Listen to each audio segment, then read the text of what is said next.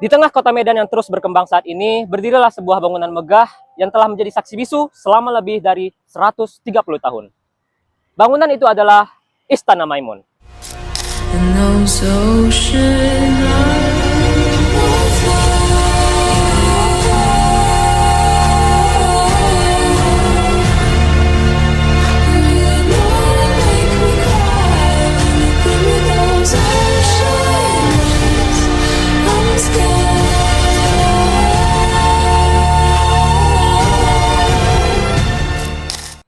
Kami dari kelompok 2 bersama saya Muhammad Arya Mahmuda dan bersama rekan-rekan saya Farel Rofiki, Rahel Julianti, Najwa Amelia Putri, dan Fadilatul Husna.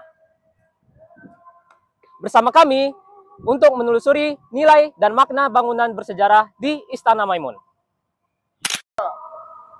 Kita mulai awal perjalanan bersejarah ini dengan mengetahui siapa kerajaan yang membangun Istana Maimun ini dan juga setiap isi ruangannya. Kira-kira siapa ya kerajaan yang membangun Istana Maimun ini? Kesultanan Delhi adalah sebuah kerajaan Islam Melayu yang berpusat di wilayah Sumatera Utara. Pada masa kejayaannya pada abad ke-19, Kesultanan Delhi menjadi salah satu kerajaan Melayu yang paling makmur di Nusantara berkat perkebunan tembakau yang sangat diminati bangsa Eropa. Sultan ke-9, Sultan Ma'mun Al-Rashid Perkasa Alamsyah, yang memerintah dari tahun 1879 hingga tahun 1924, adalah tokoh di balik pendirian Istana Maimun ini. Di bawah kepemimpinannya, beliaulah yang memindahkan pusat pemerintahan dari Medan Labuhan ke pusat kota Medan, sekaligus membangun Istana Maimun menjadi simbol kebesaran kesultanan. Istana Maimun bukan sekedar tempat tinggal Sultan Ma'mun Al-Rashid. Bangunan ini adalah pernyataan kekuatan, kemakmuran, dan identitas budaya Melayu Delhi di Sumatera Utara. Pada tahun 1888, tepatnya 26 Agustus 1888, Sultan Ma'mun Al-Rashid mengumumkan sebuah pembangunan istana baru untuk menggantikan Istana Kota Bahari di Medan Labuhan. Istana baru ini dirancang oleh Mayor Theodor van Eert. Ia adalah seorang insinyur tentara Kerajaan Belanda yang lahir di Maluku, Ambon. Yang menarik, Theodor van bukan hanya seorang arsitek biasa, tetapi ia juga berjasa dalam pemugaran Candi Borobudur di Jawa Tengah. Ia memiliki keahlian luar biasa dalam memahami dan menggabungkan berbagai gaya arsitektur. Pembangunan Istana Maimun memakan waktu 3 tahun. Pada akhirnya, 18 Mei 1891, Istana Maimun resmi selesai dan diserahkan kepada Sultan. Istana ini berdiri di atas lahan seluas 2.772 meter persegi, memiliki 2 lantai, ditopang oleh 82 buah tiang berbentuk segi 8 dan 43 buah kayu. Lalu, kira-kira mengapa istana ini dinamai Istana Maimun? Maimunah dalam bahasa Arab berarti berkah. Pemberian nama ini disimbolkan sebagai cinta sang sultan kepada permaisurinya. Sekaligus doa agar istana ini senantiasa menjadi tempat yang penuh keberkahan. Nah, teman-teman, sekarang saya berada di Balairung, yang luasnya sekitar 412 meter persegi. Di sini adalah tempat upacara adat, penobatan sultan, dan kebijakan besar disepakati.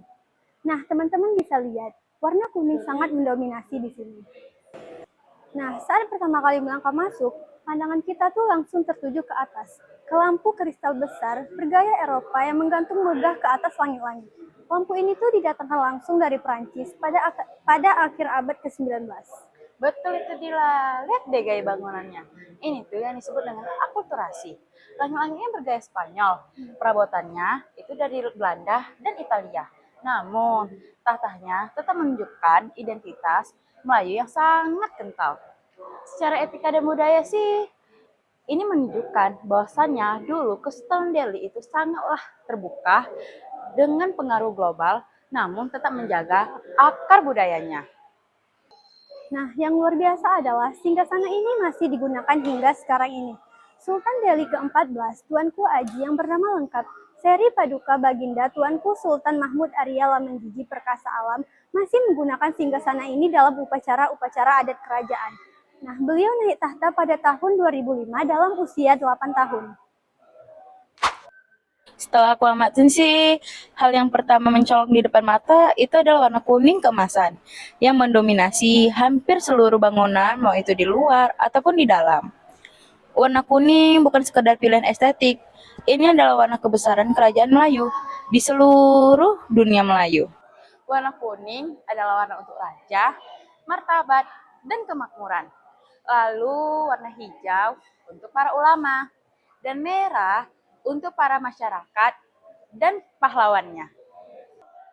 Lalu, pintu dan jendela istana dirancang dengan gaya Spanyol. Ukurannya besar dan tinggi, dengan lengkungan yang sangat elegan.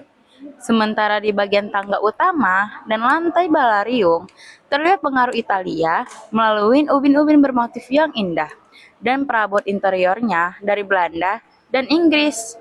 Perabotannya bergaya Eropa, meja, kursi, dan lemari antik yang tersebar di seluruh ruangan. Ini merupakan bukti nyata hubungan diplomatik dan perdagangan Kesultanan Delhi dengan bangsa-bangsa Eropa di masa itu. Ini menunjukkan bahwasannya para Kesultanan Delhi itu adalah penguasa berwawasan luas. Dan jangan lewatkan detail ornamen atap yang disebut pucuk rebung dan awan boyan. Ialah motif khas Melayu yang melambangkan harapan dan kemakmuran. Ini adalah cara leluhur kita mengukir doa dan harapan mereka langsung ke dalam bangunan. Nah, jadi ketika kalian melihat Istana Maimun, kalian sedang menyaksikan karya seni lintas budaya Melayu, Islam, Spanyol, Italia, dan Eropa yang disatukan dalam satu bangunan yang harmonis.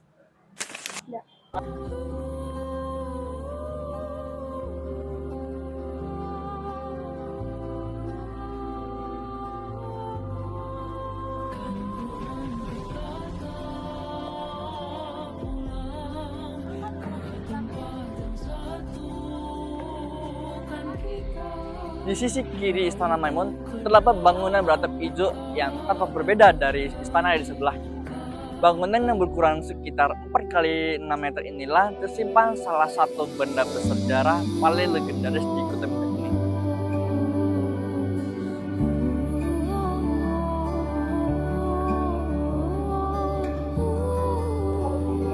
Inilah dia meriam puntung. Puntung dalam bahasa Melayu berarti patah atau buntung. Dan memang, meriam ini adalah sebuah meriam yang terbelah atau terpotong. Di atasnya selalu ada bunga-bunga yang ditaburkan sebagai simbol penghormatan dan kepercayaan masyarakat. Di sini terdapat legenda di balik meriam puntung ini, yaitu legenda Putri Hijau. Ini merupakan salah satu cerita rakyat paling terkenal di Sumatera Utara yang diwariskan turun-temurun selama berabad-abad. Jadi, sejarah di balik peninggalan meriam puntung ini dikisahkan di sebuah kerajaan Timuraya yang merupakan leluhur dari kerajaan Haru, pendahulu dari Kesultanan Delhi. Hiduplah seorang putri yang sangat cantik jelita yang bernama Putri Hijau. Dikatakan Putri Hijau karena tubuhnya dapat memancarkan cahaya kehijauan yang mempesona. Dan ia memiliki dua saudara laki-laki, yaitu Mambang Yazid dan Mambang Khayali. Nah, jadi suatu hari Raja Aceh mempersunting nih Putri Hijau. Namun kedua saudaranya, Mambang Yazid dan Mambang Khayali, menolak persuntingan tersebut. Sehingga dengan penolakan tersebut, Raja Aceh menyerang kerajaan Timuraya. Nah, dari penerangan tersebut, Mambang Yazid tewas dalam penyerangan yang dilakukan oleh Raja Aceh terhadap kerajaan Timuraya. Menurut legenda Putri Hijau, dengan kekuatan supernatural yang dimiliki oleh Mambang Khayali, ia menyatukan sukmanya dengan sebuah meriam yang menembaki pasukan musuh tanpa henti. Hingga pada akhirnya meriam itu patah karena panasnya pertempuran. Nah, bagian meriam yang tersisa itulah yang kita kenal sebagai meriam puntung. Dan ada hal yang sangat menarik. Jika kalian menempelkan telinga ke lubang kecil di meriam ini, konon kalian akan mendengar suara-suara tertentu. Apakah itu suara angin ataupun suara yang lain. Itu terserah kalian menyimpulkan apa yang suara kalian dengar.